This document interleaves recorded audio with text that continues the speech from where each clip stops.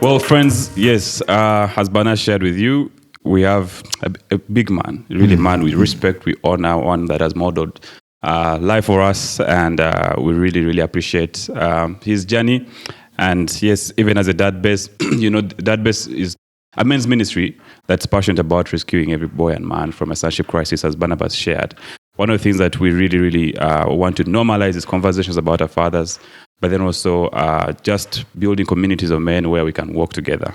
And another interesting thing is we love checking our foundations and looking back and reflect and say, well, where it came from, what do I learn from that? Could be family, could be school, different seasons of life. But I just want to go straight into our very first question of this podcast episode. And yes, Aaron is going to just respond to us. So, Aaron, growing up as a child in your dad's house, I know where that house is in Chambogo. In Chambogo. What were some of those transformational moments with your dad, and how did those encounters shape your identity into the man that you are today? Wow, an interesting question. Maybe what I can say is that fathers are busy. Mm-hmm.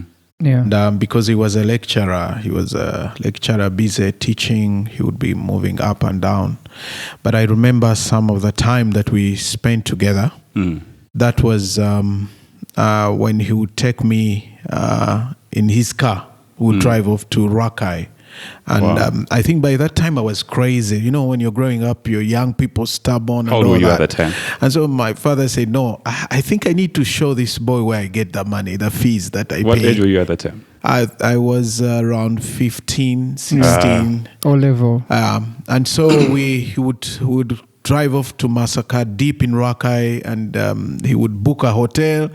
And the morning goes to work, we drive, I sit in the car, and then we have some conversations, asks me how I am.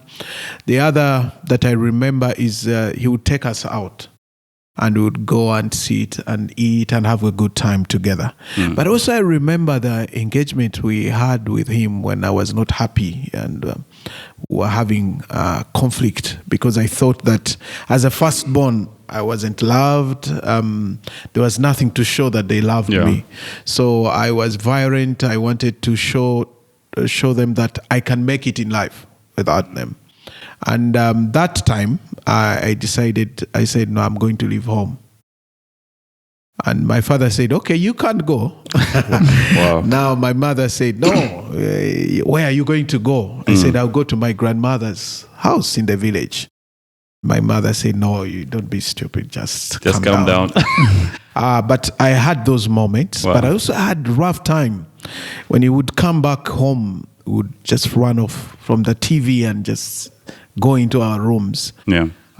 Because he was a teacher, strict. He wanted to raise us as children, and he wanted us to be focused. Mm-hmm.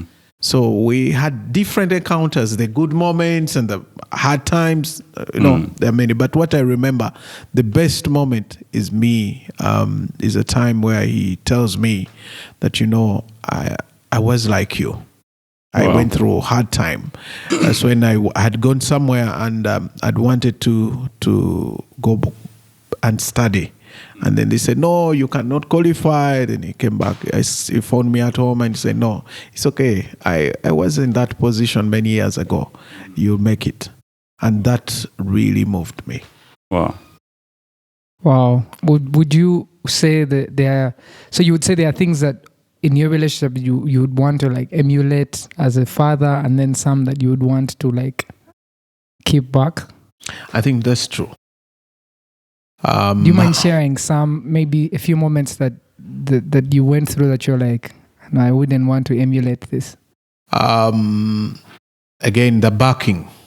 Because my father was a tough man. And he's a gentleman, he's a teacher. Teachers they give instructions. You have to follow them. It's a command. You follow that. And sometimes because he was so strict and he wanted us to do certain things, and because we were young, we were not understanding. So there was a gap created. So whenever he would come, we keep a distance. I wouldn't like to have that. with my children, because I would love them to.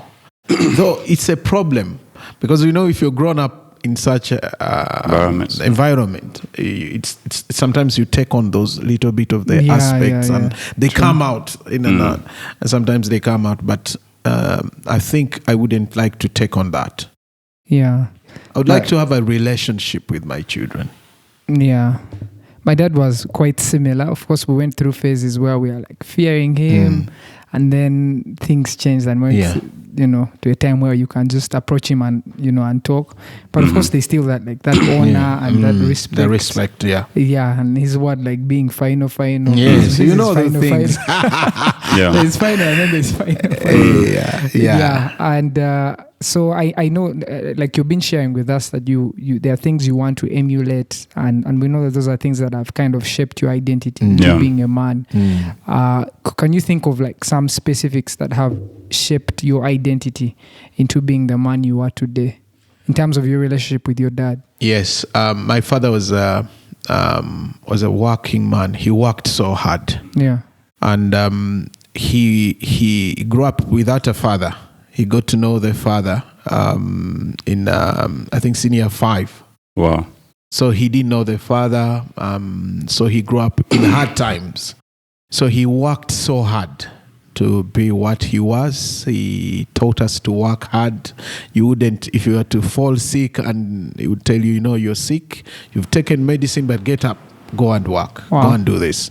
So he was a hard-working man. He worked hard. He did his best. He did his best. I think that's one of the things that I would like to take on, and that's what has shaped me. I work hard. I'm so much into creativity and innovation. As a clergy, I think I wouldn't work well when I'm having a boss that does not allow me to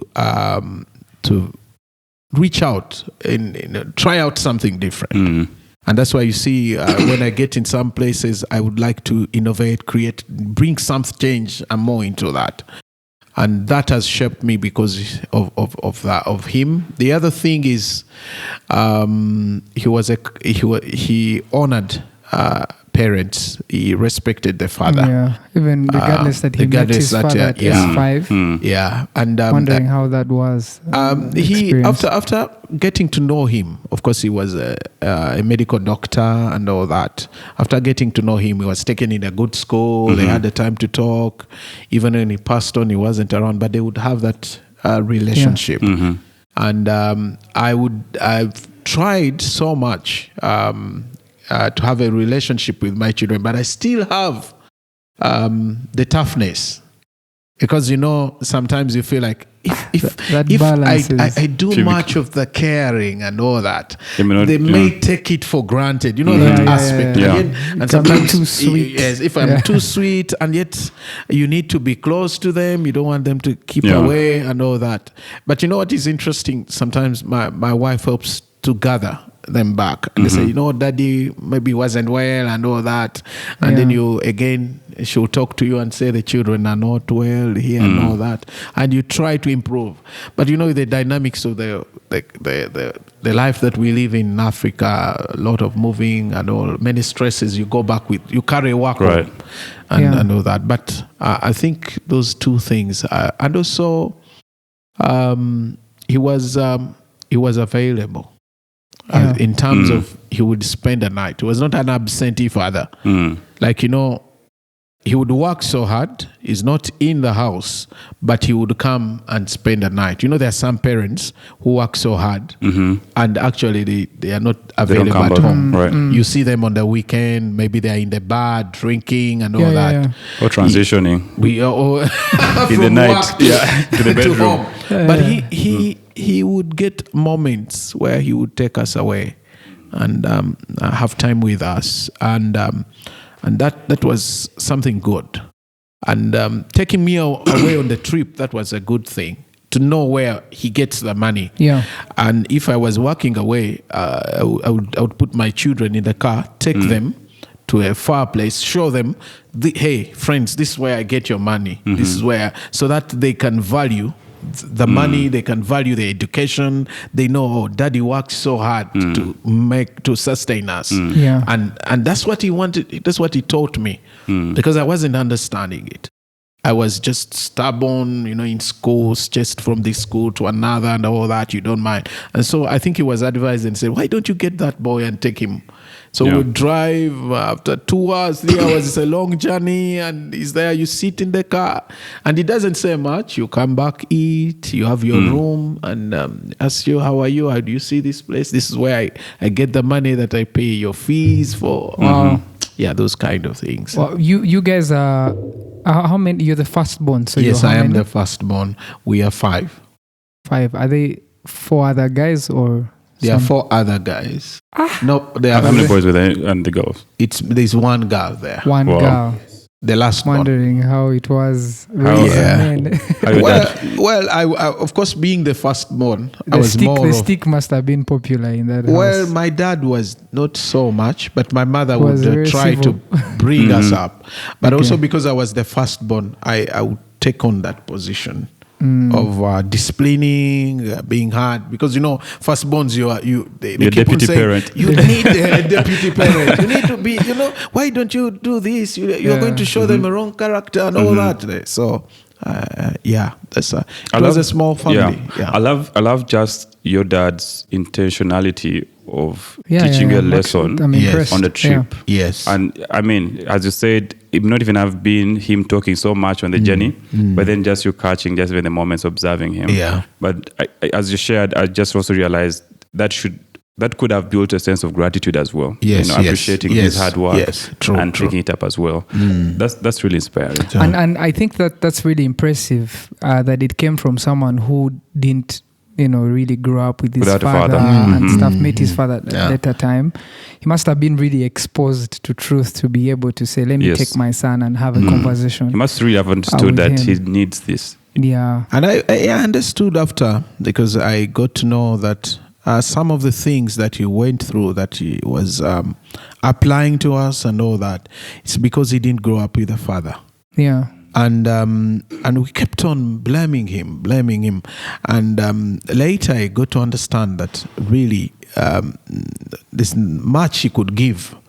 Because if you're in senior 5, that's when you get to know your father. You've grown up suffering and all that. And then your father is a doctor, and you are not there, you're not loved. So the way to father your children is a bit difficult because you've never experienced the father's love. You never had the cuddle or anything. So...